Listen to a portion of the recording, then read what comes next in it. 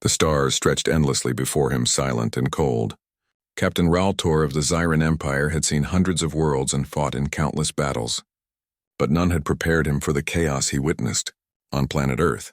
The war had started 3 standard cycles ago when the Zyran High Council declared the Sol system a necessary acquisition. Earth's resources were valuable, its oceans rich in minerals, its lands fertile, and its orbit ideal for a military outpost. To the Council, it was just another world to conquer. To Raltor, it was supposed to be a routine campaign, but Earth was not routine. Humans were not like any species he had ever fought. When Raltor first arrived in orbit, he looked down upon a blue and green world full of storms and light. The humans had no warp technology, no plasma shields, and no energy weapons. Their machines used fuel and metal bullets. Their ships were small, their armies unorganized. Every analysis predicted they would surrender within weeks. They were wrong. Raltor led his first operation near a place the locals called Eastern Europe. The humans there fought like cornered beasts. Even when their cities were in ruins, even when communication lines were broken, they refused to run. They built traps, used their environment, and fought with a strange kind of madness that was almost beautiful. He remembered one battle clearly. His platoon had cornered a group of humans inside a destroyed factory. Smoke filled the air, and the ground trembled from explosions outside. Through his visor he saw them, men and women in dirty uniforms, faces covered in ash, hands shaking as they loaded their weapons. They had no chance. Raltor ordered his soldiers to advance. Plasma bolts cut through the dark, shattering metal walls. Yet the humans didn't flee. They fired back even as their ammunition ran low. One of them, young, small, with a broken leg, kept shouting something in their strange language. Later, Raltor learned it meant hold the line. The words stayed with him. When the battle ended, the factory was silent. The humans were gone, some dead, some captured, a few escaped into the forest. But that voice echoed in his mind. Hold the line. It was not a command. It was a belief. Days turned into weeks. The Zyran Empire continued its assault across the continents, but victory did not come. The humans fought in ways that defied reason. They did not fight for territory or resources. They fought for each other. For every city lost, another rose to resist. For every soldier that fell, 2 more took their place. Raltor began to study them. He listened to intercepted broadcasts, watched their battle recordings, and read their history. He saw something powerful, an unbroken spirit. Humans had fought each other for centuries, yet when faced with extinction, they united. Nations that were once enemies stood together. They built weapons faster than the Empire could destroy them. One human broadcast showed people singing in ruined streets, sharing food with soldiers and strangers alike. They smiled through the pain. It confused him. On Zira, war was cold, calculated, emotionless, but humans seemed to draw strength from their emotions. They cried, they laughed, they raged, and they refused to give up. One night, Raltor stood outside his command post, staring at the burning horizon. A human city glowed like a field of fire below. His second-in-command, Lieutenant Vratek, approached. "They are primitive," Vratek said. "This should have ended by now. Their losses are countless." Raltor nodded slowly. "And yet they still fight. They are irrational. It is not strength, it is madness." "Maybe," Raltor replied. "Or maybe it is something we do not understand." Vratek snorted. "We are the Empire. We understand everything." But Raltor was not sure anymore. Weeks later, during a mission in South America, Raltor's shuttle was shot down by human anti-aircraft fire. He survived the crash but was badly injured. His communication device was destroyed and his squad was gone. For the first time in his long military life, he was alone, on enemy soil. He crawled from the wreckage, bleeding and disoriented. The jungle surrounded him, humid and alive with strange sounds. He tried to activate his beacon, but the system was dead. Then, through the dense trees, he heard footsteps. Humans. Raltor aimed his sidearm, ready to defend himself. But the figures that appeared were not soldiers. They were civilians, 2 men and a woman dressed in torn clothing carrying medical packs. One of them, an older man, raised his hands and spoke softly. Raltor didn't understand the words, but the tone was calm. He expected them to kill him. Instead, they approached slowly, carefully, and one of them began to treat his wound. He couldn't believe it. These were the same beings his army had been ordered to destroy, and they were helping him. For days, they hid him in a small hut deep in the jungle. The woman, whose name he learned was Anna, brought him food and water. The older man, Miguel, tried to teach him words in their language. It was a strange experience. He had studied humans as enemies, but here they showed compassion to a soldier of the invading force. When Raltor finally recovered enough to stand, he looked at Anna and said in broken words, "Why help me?" She smiled gently and answered, "Because life is life." He didn't understand it fully, but something shifted inside him that day. Later, when an Imperial rescue team finally located his position, Raltor had to make a choice. He could return to his army and report the humans' kindness, or he could stay silent and protect them. He chose silence. When the Empire destroyed the area weeks later, he felt a deep ache in his chest. It was the first time in his life he felt sorrow for an enemy. As the war dragged on, Raltor became more withdrawn. He followed orders, led missions, and fought bravely, but his heart was no longer certain. He had seen something in the humans that his own kind lacked, something pure and powerful. During a massive battle near the ruins of what humans called Berlin, the Empire suffered heavy losses. The humans had built strange new weapons, primitive yet effective. They used railguns, drones, and hidden artillery. The skies burned with fire as both sides clashed.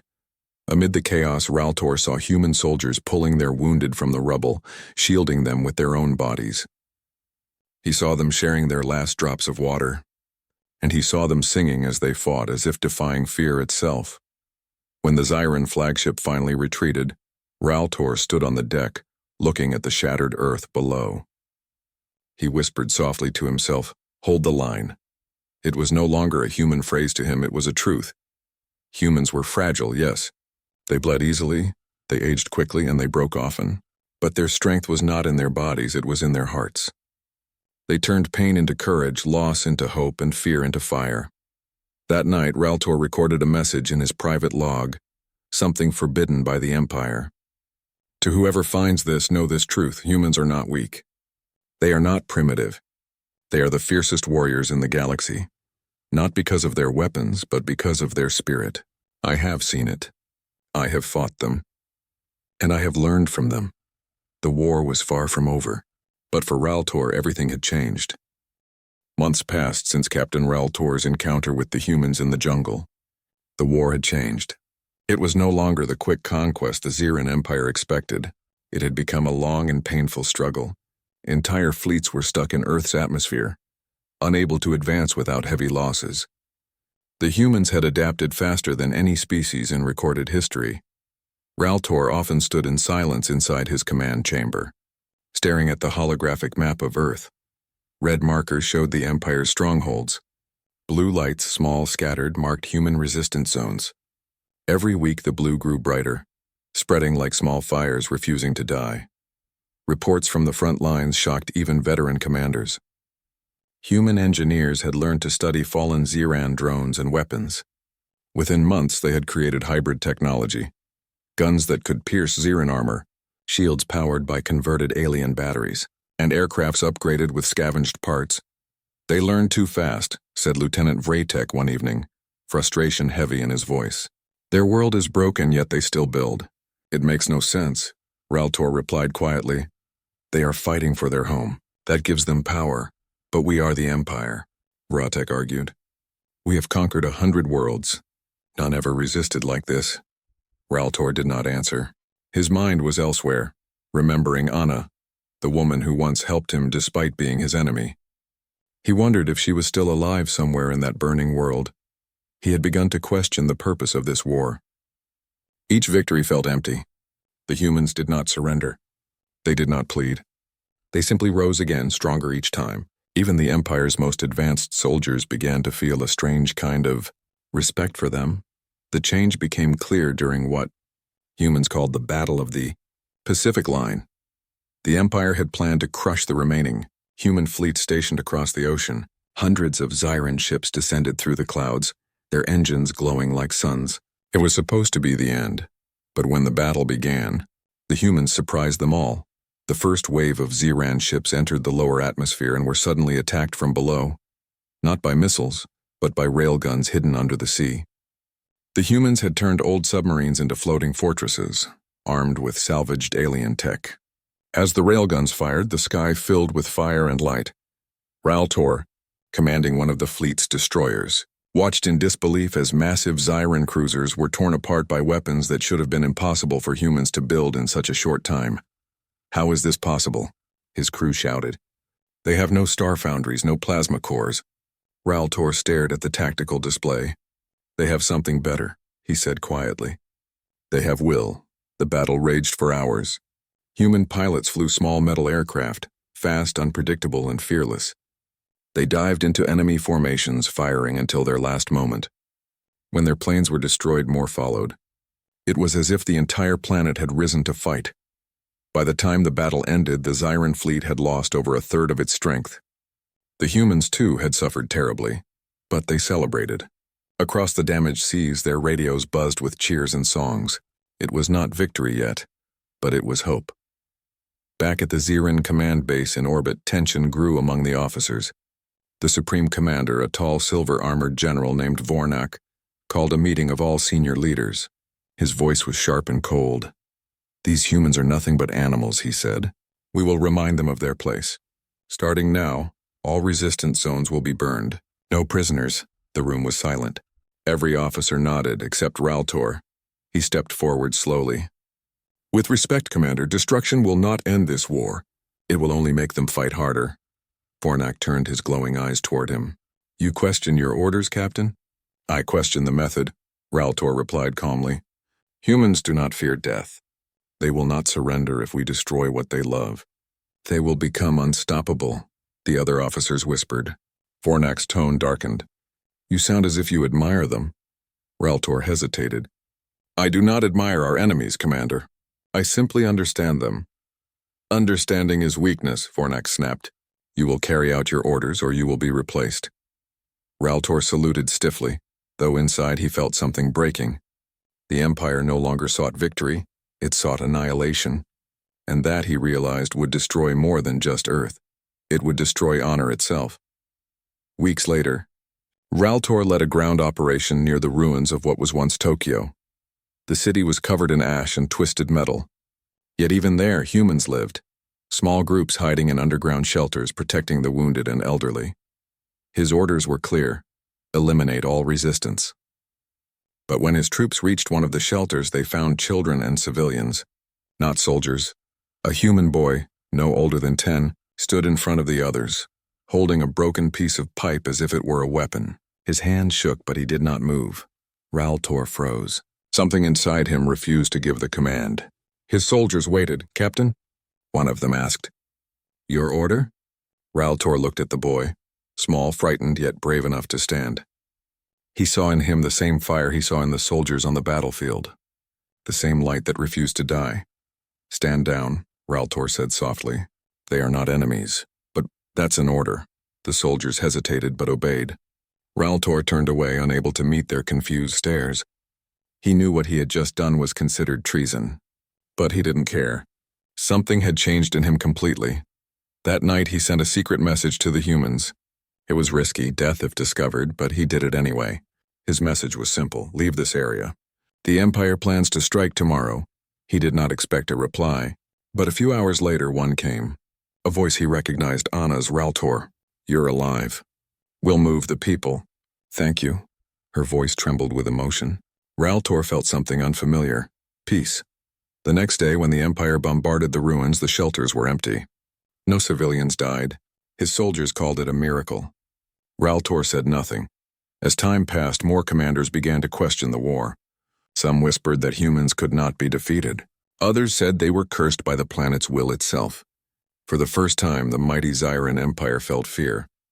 Raltor noticed a strange shift in his men, too. They began to show hesitation during attacks, glancing toward the ground as if wondering who they were fighting.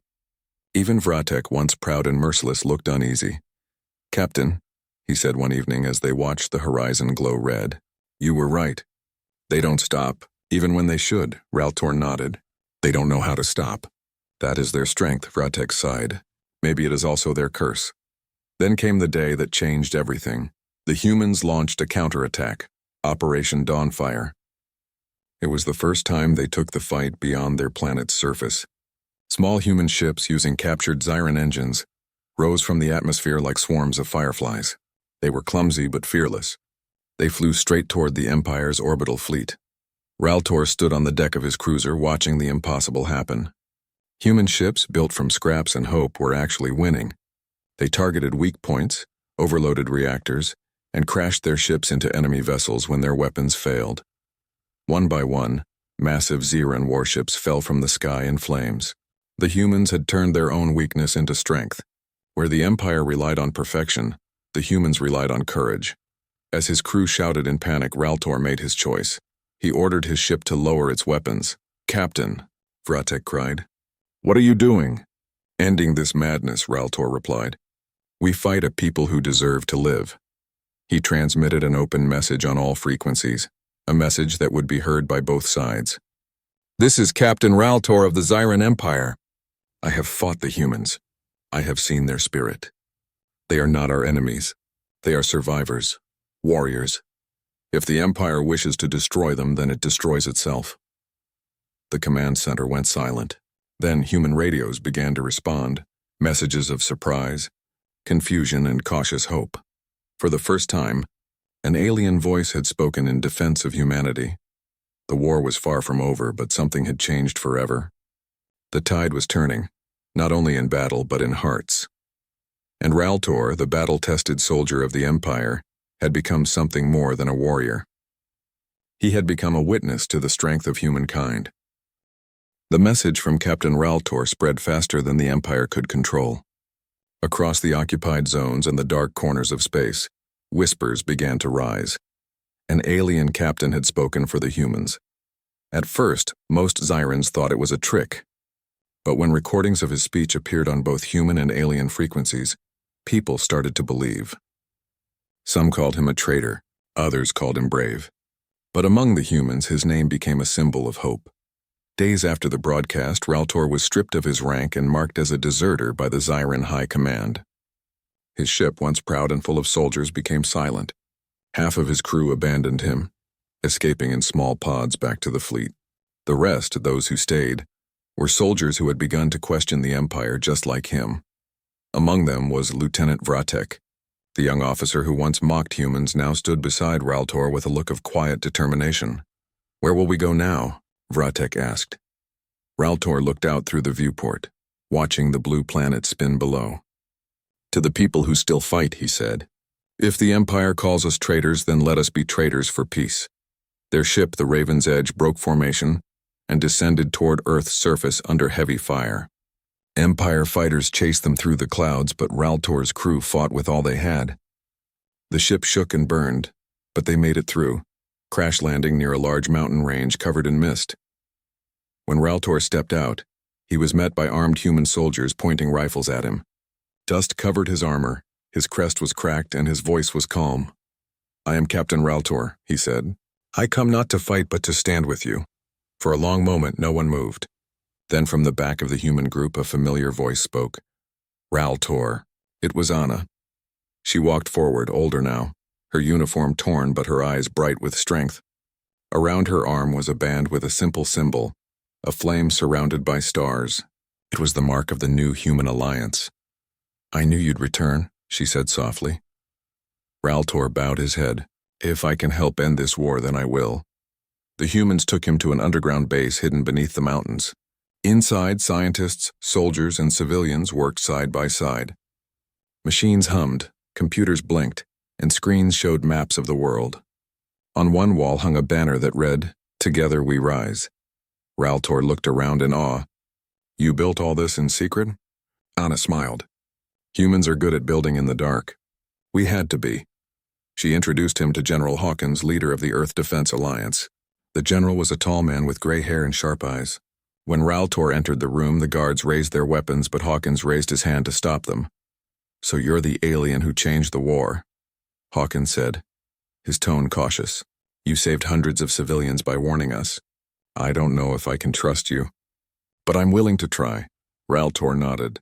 "You should not trust easily, General. I only ask for a chance to prove I am not your enemy." Hawkins studied him for a moment, then extended his hand. "Then let's fight the real enemy together." Over the following weeks, Raltor became a key part of the Alliance. He shared information about Siren weapons, ship patterns, and weaknesses in their command structure. Humans, in return, showed him how they adapted alien technology into new forms. Together, they designed hybrid weapons, plasma cannons powered by Earth materials, and drones that could disguise their energy signatures from the Empire. Vratek, too, helped train human pilots in using alien ships. Though he often joked that humans were reckless and impatient, he secretly admired their courage. One day, while watching a group of young human recruits practice flying, Vratek turned to Raltor and said, "They learn faster than any species I've ever seen." Raltor smiled faintly. "They learn because they must. Survival teaches better than any academy." As the Alliance grew stronger, more cracks appeared in the Empire's control. Across the stars, other alien species, once conquered by the Zirans, began to rise. They had heard the same message that Raltor had sent. Many of them had suffered for decades under the Empire's rule. Now they saw hope in humanity's resistance. The first to join them were the Tyrax, a reptilian species known for their engineering skills. Their leader, Commander Sarn, arrived on Earth in a small ship, carrying stolen Zyran codes. "We heard your call," Sarn said to Raltor and General Hawkins. "We have no reason to love humans, but we have more reason to hate the Empire." Hawkins nodded. "Then welcome to the fight." Soon after, others followed, small rebel fleets from distant worlds. For the first time in galactic history, species that had once feared humans were now standing beside them. The Alliance, however, did not go unnoticed. The Empire's high command declared open extermination orders on any who defied them. A fleet larger than anything Earth had ever seen gathered near Mars, preparing for the final assault. Inside the mountain base, tension grew. Scientists worked without rest, building a massive weapon they called Project Dawnfire, designed using both human and alien knowledge. It was a defensive cannon capable of striking targets in orbit. One night, Anna found Raltor standing alone near the hangar, looking at the stars. His armor was dull, his eyes tired. "Are you thinking about your people?" she asked. "Yes," he said softly. "They were my family once. Now I fight against them. It feels heavy." Anna placed a hand on his arm. "You're not fighting them, Raltor. You're fighting what they became." He looked at her and nodded. "Perhaps, but sometimes I wonder if peace can ever truly exist." "It has to," she said. "Otherwise, everything we're doing means nothing." For a moment, neither spoke. The stars above shone like silent witnesses to their shared pain. When the Empire fleet finally arrived, the sky burned red. The night was filled with the roar of engines and thunder of plasma fire. Earth trembled as orbital strikes hit the upper atmosphere.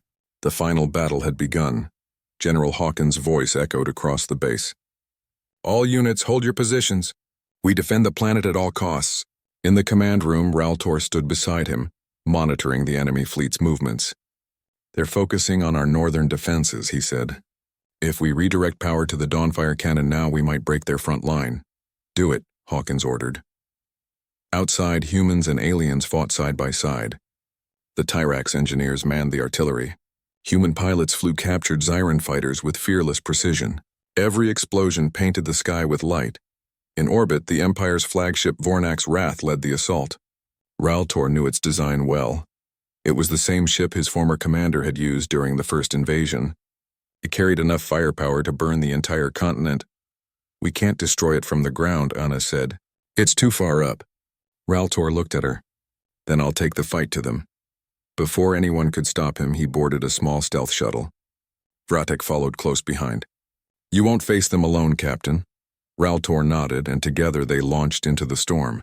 The shuttle slipped through the chaos of space battles, dodging fire and debris. When they reached the flagship, Raltor transmitted an old security code, one only high-ranking officers knew. For a moment, the shields dropped and they flew inside. The halls of the ship were cold and familiar. Raltor walked them like a ghost from another life. At the end of the corridor stood Commander Vornak himself, surrounded by guards. "So the traitor returns," Vornak said, his voice like steel. "You betrayed your kind for these fragile creatures."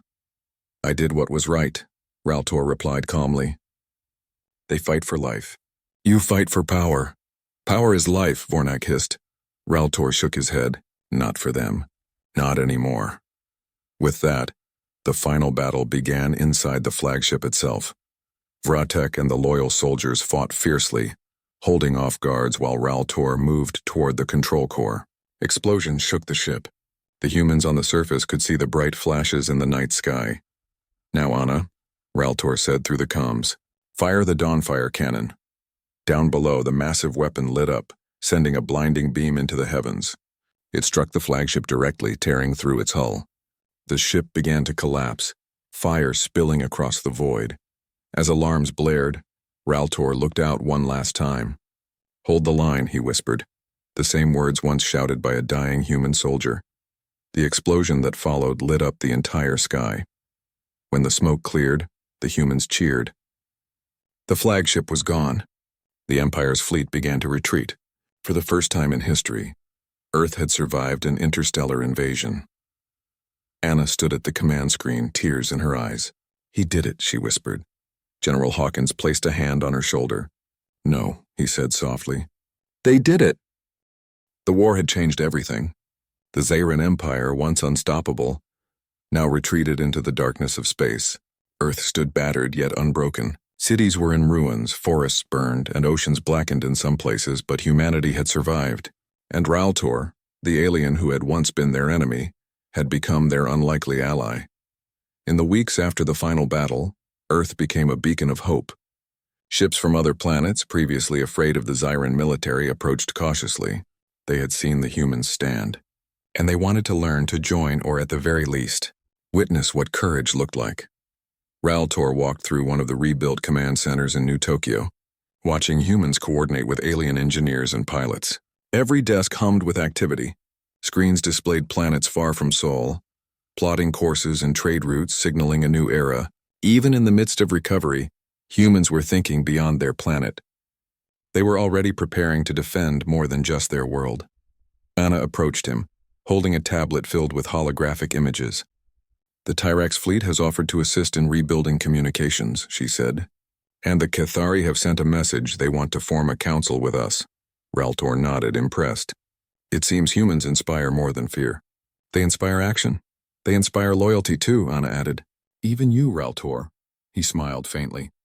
Loyalty was not something he had known easily. He had spent centuries following orders, never questioning, never doubting. And yet here he was, fighting alongside a species he once called primitive. Not everyone in the galaxy welcomed this new alliance. Zayran remnants lurked in the edges of space, plotting revenge. News of Raltor's defection and the humans' victory spread like wildfire, and it enraged the High Council. Supreme Commander Vornak, thought dead in the flagship's destruction, had survived. He had fled through a hidden escape pod, his body scorched, his pride burned. Vornak vowed that humanity and its allies would pay for defying the Empire. "They think this is the end," he muttered to his officers. "It is only the beginning. I will make them regret this defiance." Raltor knew Vornak's return was inevitable. He had trained alongside the man for decades and knew his ruthlessness. But he also knew that humans had learned something in war that no other species had ever mastered: the ability to fight beyond fear. In a hidden valley far from the remnants of Zayran occupation, Raltor trained with human soldiers. Children of all ages practiced with tools that were once weapons of destruction. Men and women ran obstacle courses designed to build strength and endurance. Pilots maneuvered through the mountains in small craft, dodging simulated attacks. Every day, humans tested their limits. Raltor watched them closely. The humans were imperfect. They stumbled, they bled, they argued, but they never gave up. Every failure became a lesson, every mistake an opportunity, and through it all they laughed. Even in hardship, humans found joy. One afternoon, as the sun dipped below the jagged peaks, a young boy approached him. He held a small, handcrafted model of a shuttle. "I want to fly like you," he said, eyes wide. "Like the aliens too, like Captain Raltor." Raltor crouched down, meeting the boy's gaze. "It's not about flying, little one," he said. "It's about courage. To fly is easy. To face fear, to protect others, that is hard." The boy nodded slowly. "I want to be hard then," Raltor smiled. The first time in centuries, he felt hope for the future. Meanwhile, the humans were spreading their story across nearby star systems. Ships carried envoys, scientists, and soldiers to neighboring planets, sharing news of Earth's resilience. The tale of humans had begun to grow into legend, a species small in size, fragile in appearance, yet unbroken in spirit. Some alien leaders were skeptical at first. "They are still humans," one said. "They can die too easily." "They are weak." Raltor listened, then spoke. "They are weak in body. But strength is more than muscle and armor. Humans survive because of heart, because of mind, because of will. Never underestimate them." Over time, skeptics became allies. They trained with humans, fought alongside them, and began to see the same resilience that Raltor had witnessed in the jungle months ago. Humanity's reputation spread across the stars, not as conquerors, but as a symbol of perseverance and hope. However, Fornak did not sit idle. Using hidden warships and mercenaries, he launched raids against supply lines, attacking Allied fleets that had once stayed neutral. One night, a sudden warning alarm rang across Earth's orbital network. Fornak had struck, destroying several Allied ships near Jupiter's moons. Raltor stood in the command room, eyes narrowing. "He wants fear," he said. "He believes fear will make humans submit." Anna stepped beside him. "And he thinks it will work?" Raltor shook his head. "He hasn't learned what humans learned in war. Fear is only power if you let it control you." In response, the human Allied fleet mobilized. Raltor and Vratek led a squadron of mixed human and alien ships to intercept Fornak's raiders. The battle was fierce. Plasma beams lit up the darkness, shields flared, and explosions shook the void. Human pilots, reckless yet precise, maneuvered with instincts born from desperation. Raltor noticed something remarkable. Despite the difference in species, they worked seamlessly. Humans adapted to alien systems quickly. Tyrax engineers predicted Zyran maneuvers before the enemy executed them. Even children in support units guided drones through the chaos, showing a natural understanding of tactics. The human fleet emerged victorious, capturing several Zyran ships. Fornak had retreated, but he left a message carved into a destroyed station. "You will pay for your defiance. The Empire does not forgive." Raltor read it aloud in the command room. "Fear," he said quietly, "is not a weapon humans can wield against themselves. They fight because they must, not because they are forced." Anna nodded. "Then let's keep proving him wrong." As Earth rebuilt, Raltor began documenting everything he had learned about humans. Every battle, every act of bravery, every quiet moment of compassion became a record in his log. He knew the galaxy needed to understand humans, not as prey or enemies, but as a species capable of greatness. One evening, Raltor and Anna walked along a hillside overlooking a newly rebuilt city. Fires burned in small campfires where families gathered, telling stories to children. The laughter echoed across the valley. "Do you think they understand themselves?" Raltor asked. Anna smiled. "Some do. Most will learn in time. But that's what makes humans strong. They keep learning even when the world is against them." Raltor nodded. The wind carried the scent of earth and smoke, a mixture of destruction and renewal. It reminded him of the jungle where Anna first helped him, the place where his heart had begun to change. "Humans," he said softly, "are the universe's secret weapon." Anna laughed, a sound bright against the quiet night. "And you, Raltor, are part of it now." In the months that followed, Earth became the center of a growing coalition. Planets once terrified of the Zyrans now sent envoys to learn from humans, to share technology and to train together. Raltor traveled to these worlds, teaching the lessons he had learned in war: courage over fear, unity over division, and resilience over despair. He watched humans in every corner of the galaxy. Soldiers stood shoulder to shoulder with alien allies. Engineers rebuilt broken cities faster than any had thought possible. Leaders who once doubted now praised humans for their innovation and leadership. Everywhere he went, Raltor repeated the same message: do not underestimate them. They will endure. They will inspire. They will rise. And the galaxy began to believe it. But even as hope spread, Raltor knew the war was not truly over. Fornak remained alive, a shadow waiting to strike. The Zyran Empire had lost battles, but it had not yet surrendered. The final tests were still to come, and Raltor understood that humanity's greatest victories were yet to be written. For now, though, there was peace. Small, fragile, and beautiful. The humans held it tightly, as if knowing how quickly it could vanish. And Raltor, once a soldier of destruction, now stood with them, a witness to their strength, a guardian of their story and a chronicler of their legend. In the quiet moments between rebuilding and preparing, he would still whisper to himself, recalling the first words he ever heard shouted in battle, "Hold the line." And Earth, against all odds, held the line too. Years had passed since the Zyran Empire's retreat from Earth. Cities rose from the ruins like green shoots breaking through ash.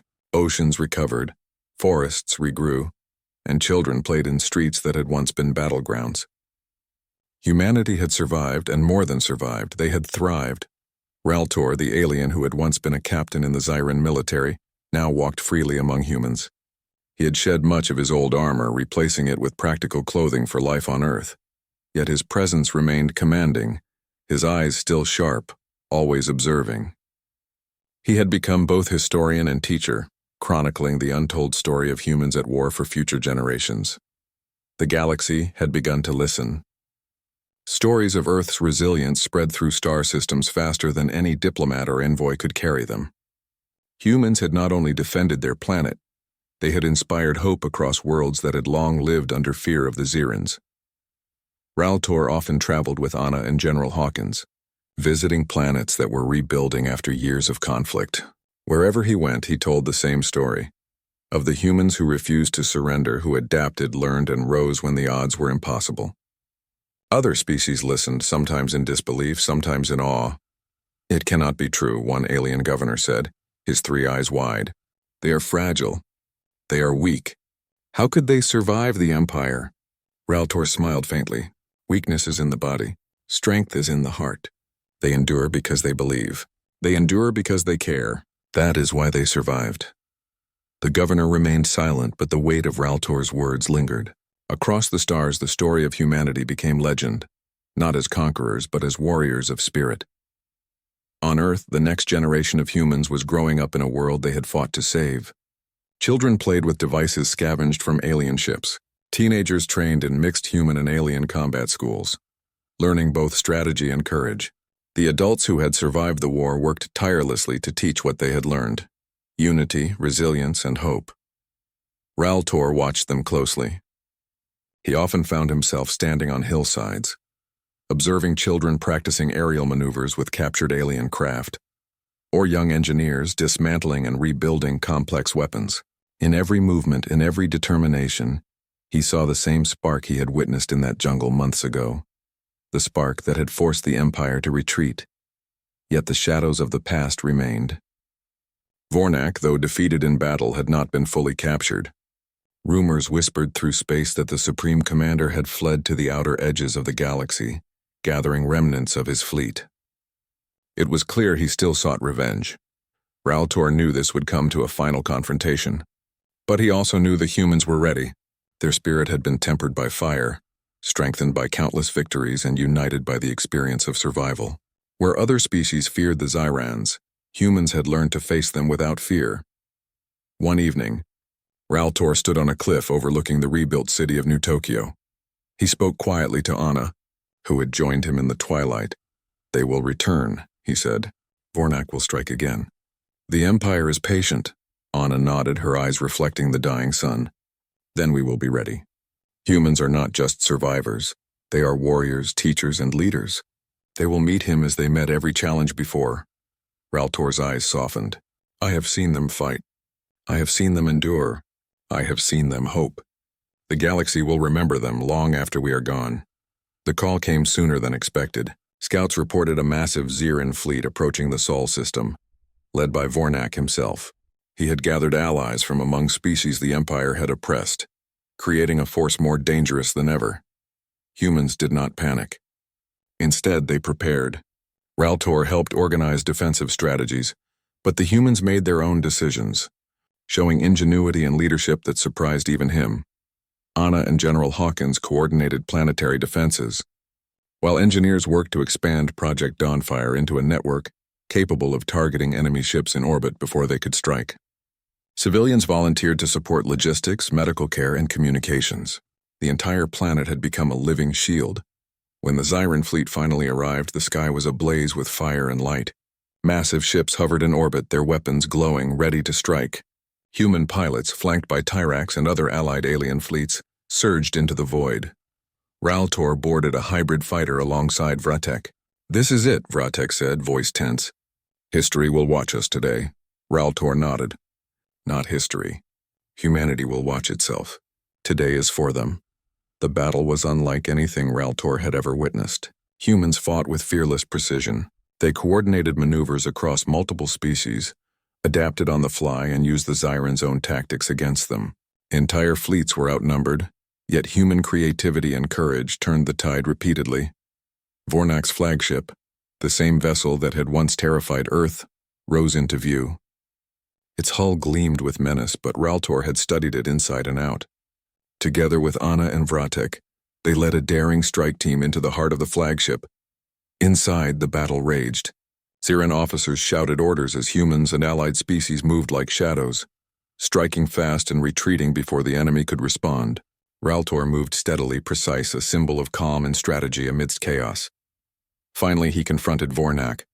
The Supreme Commander's body was scarred, his pride wounded, but his fury unmatched. "You," Vornak hissed. "You betrayed your species for these weaklings." "You will die." Raltor stood tall. "Weak? Look around you, Vornak. These weaklings are the strongest warriors I have ever seen. They endure what you cannot even imagine. You fight for power. They fight for life." The final confrontation was fierce. Raltor's strength, experience, and insight combined with human ingenuity. Using the flagship's systems against it, they caused a chain reaction that incapacitated the vessel. The massive ship exploded in a brilliant flash, scattering debris across space. Vornak's escape pods were destroyed, leaving him stranded. Humanity had won. The victory marked a turning point. Zyran forces retreated across the galaxy, and remaining territories began to negotiate peace. Earth's story had become legendary. Humans were no longer seen as fragile, weak, or primitive. They were survivors, leaders, and inspirations. In the aftermath, Raltor traveled to numerous worlds, sharing the history of humans at war. He told of courage in the face of impossible odds, of innovation that outmatched technology, and of hearts unbroken by fear. Every story carried a single truth. Humanity was not merely a species, they were a legacy. On Earth, monuments were erected. They honored those who had fallen, celebrated the courage of the living, and recorded the tales of bravery and ingenuity that had saved a planet. Children learned these stories alongside mathematics, science, and history. Humanity's victories were no longer just wars. They were lessons in hope, unity, and resilience. Raltor often stood quietly on the hills of Earth, watching the sunset. He had seen countless worlds fall, countless species destroyed, and yet here, he witnessed something rare, a species that rose again and again, stronger every time. Anna joined him, placing a hand on his shoulder. "You have done more than fight," she said softly. "You helped them see themselves." Raltor looked at her, then to the horizon. "It was never about me. They taught me what strength truly is. They taught me that hope cannot be destroyed, no matter the odds." She smiled. "And now the galaxy knows it too." Raltor knew the challenges would come again. Life was never without struggle, but humanity had proven itself. Their spirit, their courage, and their unity had created a legacy that would last far longer than the fires of any war. In the stars above, other civilizations began to record the story of Earth and its defenders. Legends spoke of the fragile species that refused to bow, the humans who held the line, and the alien who had believed in them. Across galaxies the story spread, a tale of bravery, ingenuity, and indomitable spirit, a true HFY legend.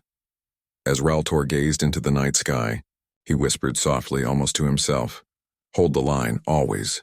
The humans had held it, and through their courage, their sacrifice, and their unity, they would hold it forever.